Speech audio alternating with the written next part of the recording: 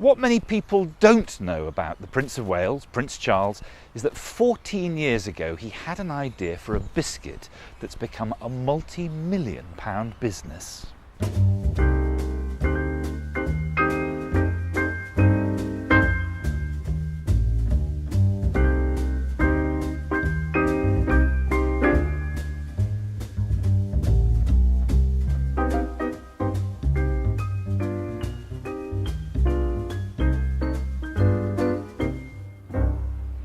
Well, this biscuit is now one of over 130 products sold under the name of Duchy Originals.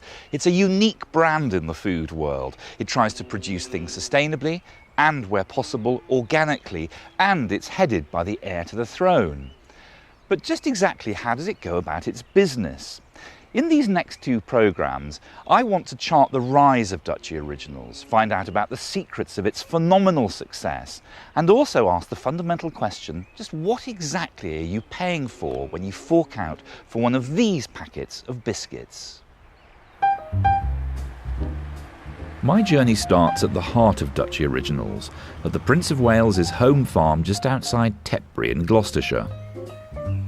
Here, farm manager David Wilson not only looks after rare breed livestock, but also 1,800 acres of organically grown crops, including rare varieties of barley, wheat, mustard, and essential as far as the biscuits are concerned, oats. Can we just go back a few stages and just find out how we ended up making this biscuit? How did the whole biscuit, oats, Duchy, Prince of Wales thing happen? We've always grown oats on the farm. They fitted in well to our rotation. We were marketing them through standard organic outlets. John Lister from Shipton Mill came round one evening and said, I think we ought to make a biscuit with the oats, and came up with a few ideas. This was then taken to the management committee, which the Prince of Wales chairs, and you know, the Prince has always been a great marketeer, and he just seized on the idea, and really that, I think, was when it all started off. So what happened next? Well, the next thing that happened was that I was introduced to the Prince of Wales, and we had a long chat about marketing, about his philosophy in terms of organic food and the environment and the like. I have to say I was terrified going down there. What do you remember of what he said? What I remember of what he said was he was determined and really, really wanted to do something in marketing terms which would prove that farmers could move just from growing things into the added value area. And he was also determined to do it from an organic base, because by then Highgrove was already seriously into conversion as an organic farm. I do remember thinking, hey, this could be really quite good. I really think I could enjoy this.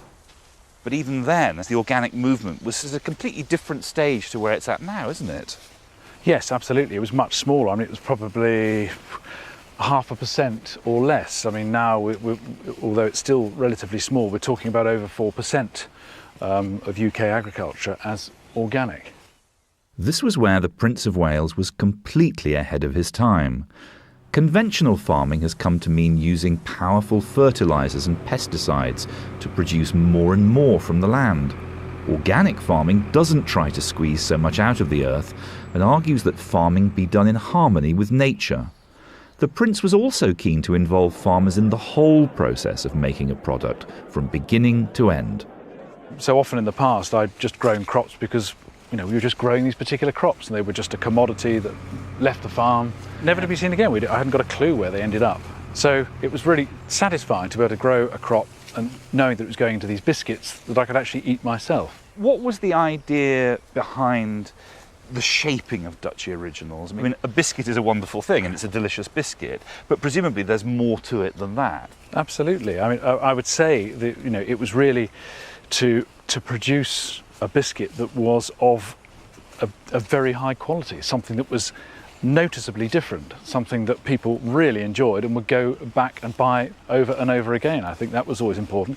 It also was something that would provide a market for our own cereals. It's nice for people to know where the raw ingredients have come from for the product that they're buying, and it's about reconnecting people with agriculture in a way, with farming. It's something that I still believe is the most important job ahead of us.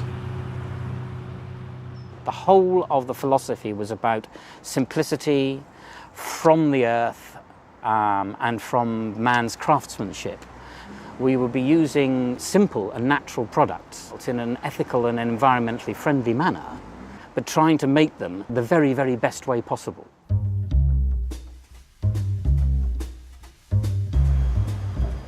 But doing that successfully hinged on one thing: getting a biscuit manufacturer who could make the product just right. So why did you decide not to manufacture any of your own products? It would have meant building a factory. And I had come from a marketing area where quite a lot of the work that we did was done under license. And also, if you're building factories, they're capital hungry in some form or another, whether one likes it or not. And we didn't want to get into the business of using up large amounts of capital in that area.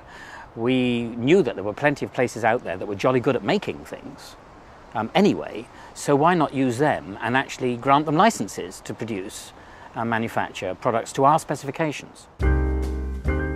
After scouring the country for biscuit makers, Duchy Originals decided to work with Walker's Shortbread in Scotland, a family firm turning out well in excess of 16 million bickies a week. How were you first approached to do these biscuits? Well, Duchy Originals approached us first in at the end of 1990 and asked if we'd be interested in looking at producing a biscuit to their recipe. And obviously we said we'd love to have a go at it anyway. But did you actually know what you were striving for? Well, they weren't sure themselves exactly what they wanted. What we did know is that we needed to find out whether they could actually bake something which was going to be different and tasty. Wasn't biscuit diameter a bit of a key issue? Yes. Did you get it right first time? Not quite. We made a few biscuits and sent them to Duchy Originals, and they weren't quite right. We must have driven James and Joseph Walker absolutely bananas in that period, because if I remember rightly, I think they made something like 50 different recipes and samples for us. I didn't realise. Of which I think we whittled it down to eventually around about 10 or 15, which you would have tasted, and the Prince would have tasted as well. Yeah, the tasting was quite good fun. And without any exaggeration, I think we made probably 150 different recipes. Really? At least 150 different You've got how many? 4 or 5 ingredients here? I mean, how many different permutations can you get? There's an infinite ways that you can combine these simple ingredients to give you a product that's just right in texture and character and flavour and crunchiness and the mouthfeel. There's so many different characteristics. And didn't you get rather disheartened by it all? Well, it was certainly challenging at times, Simon. But I'm sure you know that Scots are pretty determined and persistent people, and I'm sure you've heard of Robert the Bruce and the Spider, and we just kept going until we got it right.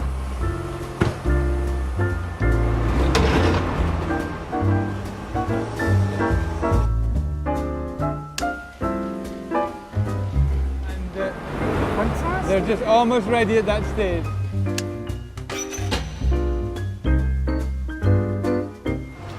There's something almost dizzying seeing biscuit making on this scale. I mean, for anybody that imagines that an oaten biscuit is made individually and handcrafted, this proves the fact that it's not quite that anymore, is it? Well, it's still made to the traditional method, but that's made to very consistent standards. We still use traditional methods, traditional baking, and on a larger scale. Do you think that you could improve upon this biscuit? I honestly don't think that biscuit could be better at any price. Irrespective of cost or effort, I honestly don't think we could better that biscuit in any way for what we're trying to achieve.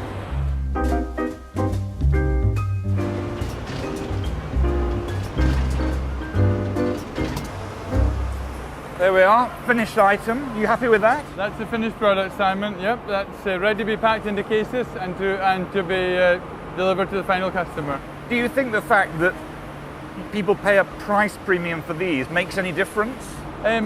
Simon, price is what you pay, value is what you get. The product has got absolute integrity from start to finish. Everything is grown organically. It's made with care and attention right from the farm right to the point we finish making the product. One of the questions the Prince asked me right at the outset of this was, are we going to be successful? And I said, honestly, sir, I don't know. But we'll never know until we try. Because, you know, the rate of success of new brand development is only about 1 in every 10. But it's certainly worth giving this a whirl, because I do believe that we may well have some real brand equity that we can develop in this area. The key word there being brand.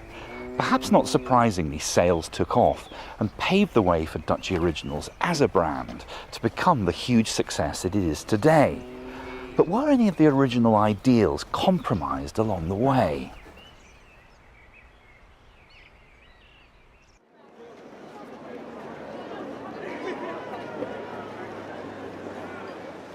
You always know when something turns mainstream because a clever wag somewhere decides to hold a festival. That's what we've got here in Bristol on this glorious day. It's the Soil Association Organic Food Festival and Awards. And it's wonderful. Celebrity chef demonstrations over there, stalls, games, competitions, lots of wonderful things for sale. But as far as the awards are concerned, the real work is taking place up there. Ladies and gentlemen, I'm going to just make one remark apropos of coming to conclusions about winners. We do want to be able to praise and encourage the organic food market, not at the price of quality. Obviously we're looking for quality, and that's the most important thing. Anyway, have a brilliant morning, and thank you all for coming. Thank you. Not long ago, buying organic food was deemed, frankly, well, odd. Why pay extra for misshapen, gnarled vegetables, often overpackaged and shoved up on the top supermarket shelf like a naughty magazine? Well, after the food scares of the 1990s, we're concerned about our food, where it comes from, how it's grown. So today, these organic food awards have real clout.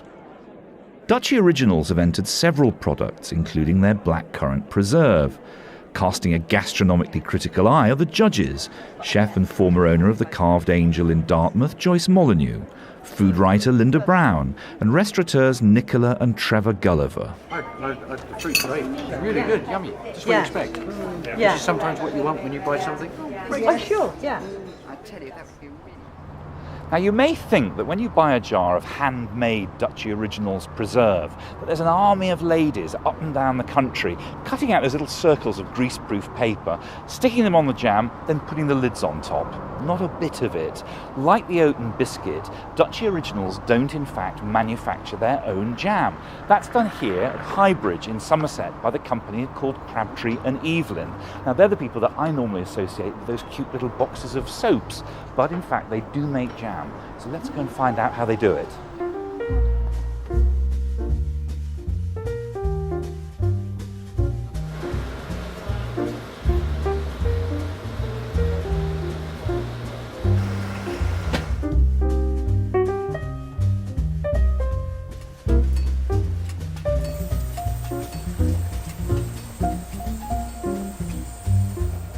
Okay, Simon. Well, this is the start of the process. This is where we keep our frozen fruit when it comes on site. So everything's in here. It is. Enough for about a week's production here. And today we're on blackcurrant. But you've got strawberries as well in here Yes, as well. that's for later in the week. Yeah. We've got here a box of, just to show you how the product comes in. Yeah. Individually quick frozen blackcurrants, which have been prepared, sorted, and are ready for use. These come from Denmark. The strawberries come from Turkey. Obviously, we buy oranges, Seville, from Spain. We buy lemons from Italy, but all over Europe. The premium quality organic product. And these have all been certified by a similar association to the Soil Association, right. the Danish equivalent, have they? Exactly. Now, I'm quite interested that these come from Denmark, and even at the height of our soft fruit season, you would still import fruit? We would, yes. I mean, blackcurrant by variety, this particular variety is the best suited variety for jam manufacture. There are other varieties which are more suitable for use, for instance, for juicing. And we don't grow anything that comes close to that? Well, I suspect that we wouldn't produce enough of the right quality product. Organically? Organically, yes. And the same is true for strawberries? Exactly, yes. Right. In all fairness, Duchy do get damsons from Worcestershire, but most other fruit comes from abroad. Britain, it seems, simply doesn't produce enough organic soft fruit. A ludicrous situation, and a point I wanted to put to Duchy's managing director, Belinda Gooding, at their London HQ. People might, by implication, especially when they know that the jam is handmade in copper pans in Somerset, think that they were strawberries from Cheddar just up the road, but in fact they're from Turkey. Yes, they're from Turkey this year. They're not always from Turkey. But you don't say that they're not British? No, but if anybody ever wanted to know where anything came from, they could always ask or email us. So, and you're completely open and transparent about that? Completely open, yes. We've got nothing to hide. And also, you know, similarly, if a farmer has got a fantastic strawberry crop that he's planning to grow next year, then contact us and let us know. That'd be great. You say that the idea is that all of the projects should be sustainable, that they're part of this sort of virtuous circle and boost for British farmers. But we know if we take the jams and chutneys and preserves, for example, that you are bringing in a lot of soft fruit from Europe or even as far as afield as Turkey. One of the issues with growing soft fruit organically in this country is it's very susceptible to mould. So whilst we can source a small amount here, we can't source enough volume of it because of this mould issue. So we have to source those products abroad. Where we can source here, we do. So like, I think it was about 2 years ago, we developed an apple product and we insisted on having British apples and we wouldn't source abroad because obviously you can grow British apples organically successfully in this country. The judges haven't got as far as Duchy's blackcurrant preserve yet, but they're already honing their critical taste buds. I mean, it really is post-war Robinsons, isn't it? I'm also, I think it's better than post-war. yeah, I'm also wondering why it's organic. Because I'm expecting a bit more. Something that makes a difference. Why is it organic? Show me why. Yes, yes. You know, yes. what's the reason? Why should I buy that? Yeah. Yes. And when I went to Grandma's house, it did taste different. You know, and if we don't do that, then I think if I may say so, I think that's kind of slightly confusing. I think particularly with things like jam, I don't think you are necessarily going to see those nuances of flavour come through. The only time you ever get huge hits of flavour difference with jams and preserves is when it's made really small scale, and I think that applies to both conventional and organic. Okay, that's my spin. So let's stick to small scale then. Yes. Ooh.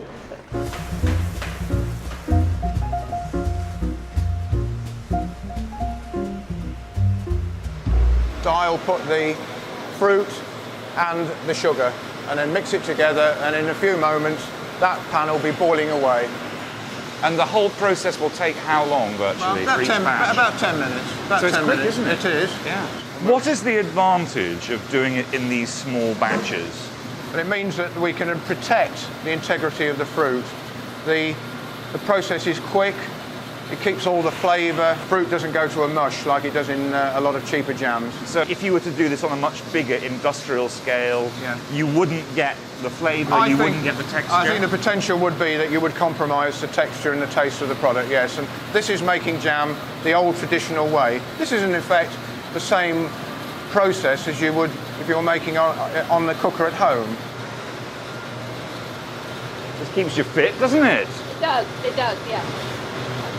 So how many batches do you reckon you do a day? We've got 60 pans to do today. 60 pounds, 60? Yep. That brings out about 7,800 jars. God. And then what is it, a different jam tomorrow? Yeah, we've got lemon curd tomorrow. Lemon curd tomorrow, and the day after? Strawberry. Strawberry, what's that like to do? Hard work. Hard work? You mean harder than this? Yeah. How come? It's like the strawberry sort of clumps together and you've got to stir the sugar in really.